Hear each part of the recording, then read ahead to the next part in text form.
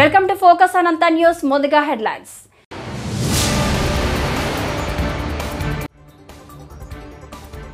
సత్యసాయి జిల్లా కదిరి ఎమ్మెల్యే కందికుంట వెంకట ప్రసాద్ కి మంత్రి ఇవ్వాలి. ఉమ్మడి జిల్లాల తొగట వీరక్షత్రియ సంక్షేమ సంఘం జిల్లా అధ్యక్షుడు బండారు సూర్యనారాయణ డిమాండ్.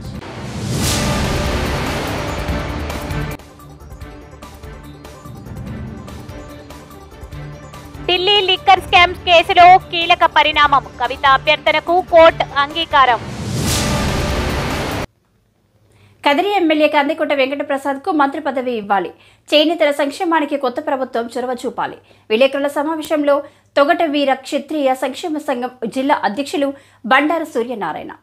కదిరి అసెంబ్లీ నియోజకవర్గం నుంచి టీడీపీ ఎమ్మెల్యేగా ఘన విజయం సాధించిన కదిరి ఎమ్మెల్యే కందికుంట వెంకట ప్రసాద్ కు రాష్ట్ర మంత్రివర్గంలో స్థానం కల్పించాలని తొగట వీర క్షత్రియ సంక్షేమ సంఘం జిల్లా అధ్యక్షులు బండారు సూర్యనారాయణ, జిల్లా వర్కింగ్ ప్రెసిడెంట్ నగర అధ్యక్షులు కళ్యా సుధాకర్, జిల్లా కార్యదర్శి బంద శంకర్లు తెలుగుదేశం పార్టీ అధినేత చంద్రబాబు నాయుడుకు విజ్ఞప్తి చేశారు.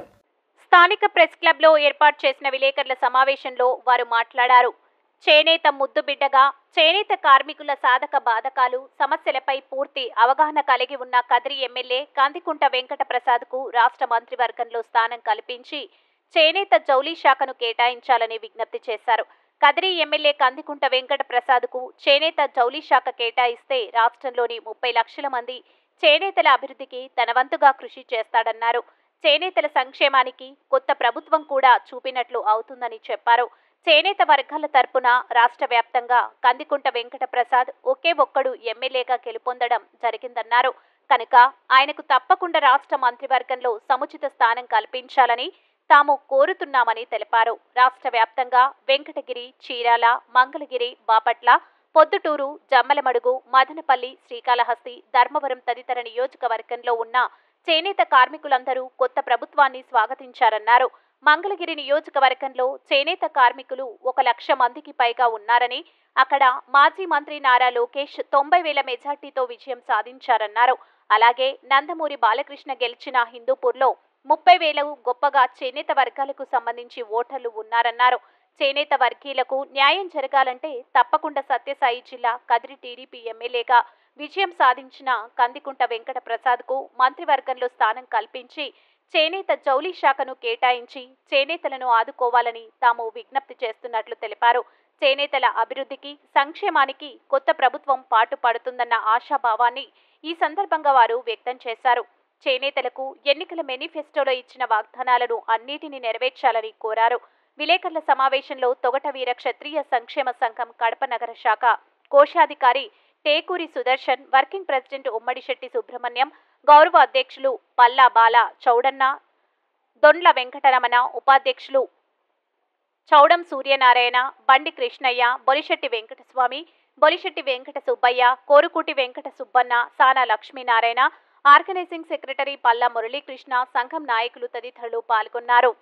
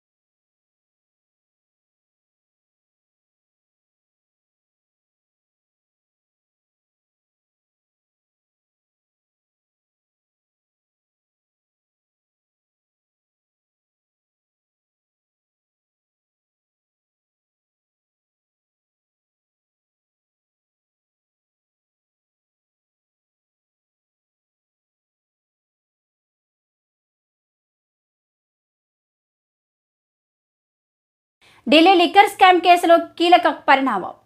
కవిత అభ్యర్థనకు కోర్టు అంగీకారం. ఢిల్లీ లిక్కర్ స్కామ్ కేసులో మరో కీలక పరిణామం చోటు చేసుకుంది.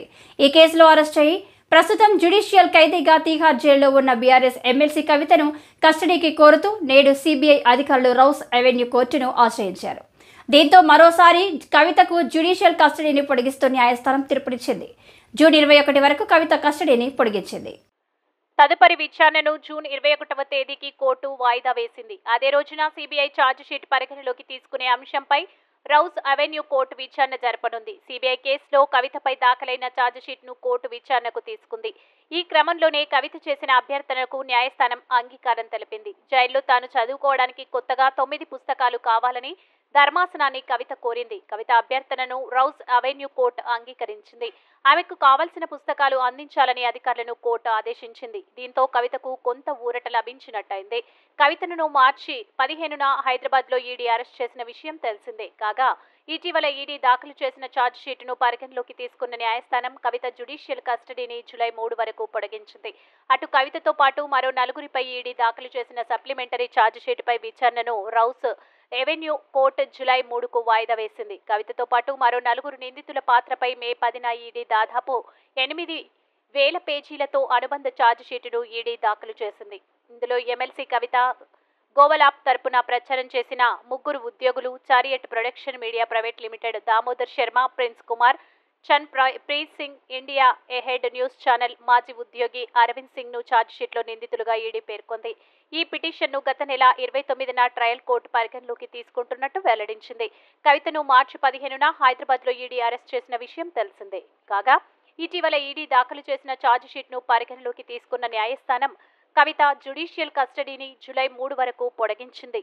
అటు కవితతో పాటు మరో 4గురిపై ఈడీ దాఖలు చేసిన సప్లిమెంటరీ ఛార్జిషీట్పై విచారణను రౌస్ ఎవెన్యూ కోర్టు జూలై 3కు వాయిదా వేసింది. కవితతో పాటు మరో 4 నిందితుల పాత్రపై మే 10న ఈడీ దాదాపు 8,000 పేజీలతో అనుబంధ ఛార్జిషీట్ను ఈడీ దాఖలు చేసింది. నీచ రాజకీయాల వల్ల రామోజీరావు అవమానాలు పడ్డారని నటుడు రాజేంద్ర ప్రసాద్ వ్యాఖ్యలు చేశారు. రామోజీరావు మృతిపై నటుడు రాజేంద్ర ప్రసాద్ శనివారం సంతాపం వ్యక్తం చేశారు. ఫిల్మ్ సిటీలోని ఆయన పార్థివ దేహాన్ని సందర్శించిన అనంతరం రాజేంద్ర ప్రసాద్ మీడియాతో మాట్లాడారు. రామోజీరావు అంతటి మహానుభావుడు దరిద్రపు చెత్త రాజకీయాల వల్ల క్షోభ అనుభవించారు. అయితే ఆయన చివరికి గెలిచే వెళ్లారు. అనుకున్నది సాధించి మరీ వెళ్లారు. ప్రపంచం బతుకుతున్నంత వరకు రామోజీ ఉంటారు అని రాజేంద్ర ప్రసాద్ కొనియాడారు. శ్రీ రామోజీరావు గారు దైవ సన్నిధిలోకి వెళ్ళిన సందర్భంగా వారు నిజంగానే ఒక మాటని మాత్రం మనం గుర్తు చేసుకోవాలి. అంతటి మహానుభావుడు ఈ దరిద్రపు చెత్త రాజకీయాల వల్ల చివరికి మన క్షోభ అనుభవించి వెళ్ళారు. అది భగవంతుడు చూసుకుంటాడు. డెఫినెట్ చూసుకున్నాడు, భగవంతుడు చూసుకున్నాడు. కానీ ఆయన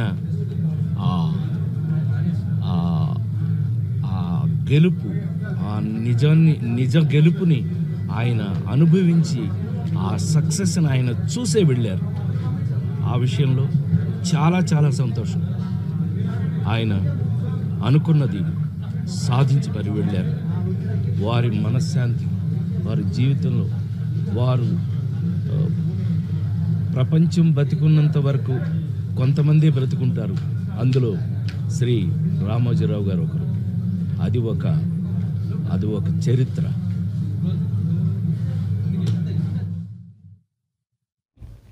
నందికొట్కూరు నియోజకవర్గం కొత్తపల్లి మండలంలో కొలువైన సంగమేశ్వరం, కొలను భారతి క్షేత్రాల్లో శుక్రవారం నందికొట్కూరు తెలుగుదేశం పార్టీ ఎమ్మెల్యేగా గెలుపొందిన గిత్తా జయసూర్య, నంద్యాల పార్లమెంటు తెదేపా బాధ్యుడు మాండ్ర శివానందరెడ్డి సతీమణి ఉమాదేవి ప్రత్యేక పూజలు నిర్వహించారు. ఈ సందర్భంగా దేవతామూర్తులకు కాయ కర్పూరం సమర్పించి మొక్కులు తీర్చుకున్నారు. అనంతరం కార్యకర్తలతో మాట్లాడుతూ తెదేపాగా గెలుపు కోసం కృషి చేసిన ప్రతి ఒక్కరికి కృతజ్ఞతలు తెలిపారు. కొత్తపల్లి మండల అభివృద్ధికి తమ వంతు కృషి చేస్తామన్నారు. ఈ నెల 12వ తేదీ నారా చంద్రబాబు నాయుడు ముఖ్యమంత్రిగా ప్రమాణ స్వీకారం చేసిన అనంతరం నియోజకవర్గం అభివృద్ధి సమస్యల పరిష్కారంపై దృష్టి సారిస్తామని నియోజకవర్గ ఇన్ఛార్జ్ మాండ్ర శివానందరెడ్డి పార్టీ నాయకులకు తెలిపారు. ఈ కార్యక్రమంలో తెదేపా నాయకులు మాండ్ర సురేంద్రనాథ్ రెడ్డి, తెదేపా మండల convener Narapureddy, cluster incharge Lingaswamy Goud, Sivapuram గ్రామ సర్పంచ్ చంద్రశేఖర్ యాదవ్, నాయకులు నాగార్జున, సుధాకర్, హరికృష్ణ, శివారెడ్డి, నాగేశ్వరరెడ్డి, ముసిరిమడుగు రహీంఖాన్ తదితరులు పాల్గొన్నారు.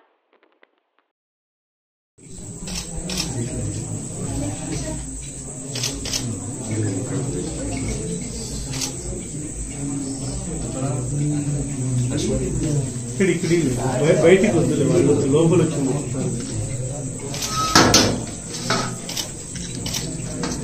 అంతా లోపలికి వచ్చి ముట్టిపోతారు.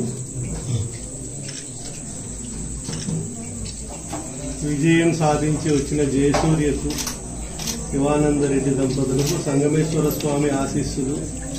నాది ఒక ముఖ్యమైన విన్నపం ఏమంటే, దాదాపు 1981 నుంచి ఈ ఆలయం నీళ్లలో మునిగిపోయి ఈశ్వరుని తీసుకెళ్లి పైన 18 ఏళ్లు పెట్టి 5 ఏళ్లు కపిలేశ్వరంలో పెట్టారు. దాదాపు 23 ఏళ్లు స్వామి ఎండలో ఎండుకుంటూ వానకు నానుకుంటూ ఉన్నాడు. ఆ స్వామిని 2002 జూన్ 2వ తేదీ ఉత్తరాది మఠం స్వాముల వారు నేను కలిసి తీసుకొచ్చి మళ్లీ ప్రతిష్ఠించడం జరిగింది.